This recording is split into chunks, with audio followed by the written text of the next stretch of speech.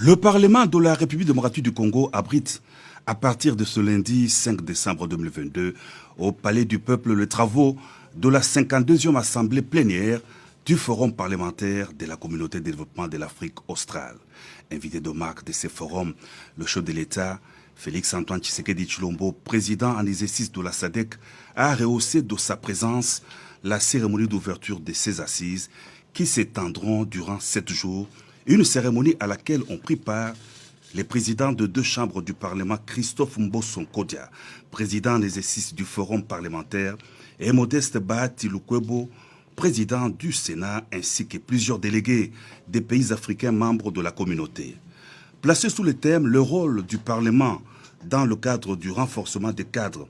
législatifs pour la paix et la sécurité dans la région de la SADC », la 52e Assemblée plénière du Forum tombe à point nommé à RDC qui vit une situation sécuritaire et humanitaire très difficile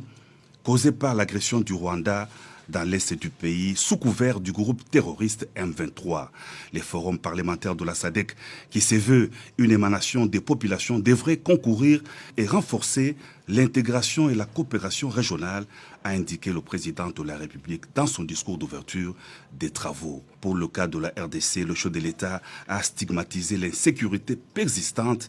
dans la partie est du territoire national. Il est de notoriété publique que ces assises s'ouvrent, comme l'a indiqué l'honorable président de l'Assemblée nationale de la République démocratique du Congo, dans un contexte crucial marqué par l'insécurité persistante dans la partie est de notre territoire, en particulier dans le Nord Kivu, en raison de la prolifération des groupes armés et notamment du Rwanda sous couvert du groupe terroriste du M23 qui s'adonne impunément à des massacres et autres actes odieux consécutifs de crimes de guerre et de crimes contre l'humanité. À cet égard, et en mémoire de ceux qui ont succombé à la barbarie de ces hommes, je nous invite à observer un moment de recueillement.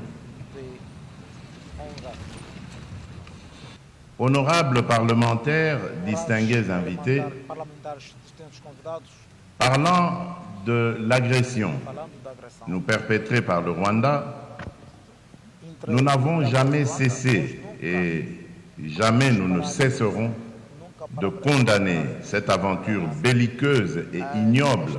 avec la plus grande véhémence. Nous ne cesserons en outre d'exiger le retrait immédiat et sans condition des troupes rwandaises et du M23 des territoires congolais. Cette position est éminemment juste et nous saluons le soutien que nous apportent les pays frères d'Afrique et particulièrement ceux de la SADC. Hélas, l'agression de la RDC dans l'est du pays s'opère sous le regard complaisant de la communauté internationale, a déploré le président de l'Assemblée nationale, Christophe Mbosso, qui en a appelé au soutien des États membres de la SADC pour défendre le pays dans les concerts des nations. Que ces États viennent à la rescousse de leurs frères meurtris par une agression barbare du Rwanda, a renchéri le président en exercice du Forum parlementaire de la SADC dans son mot de circonstance.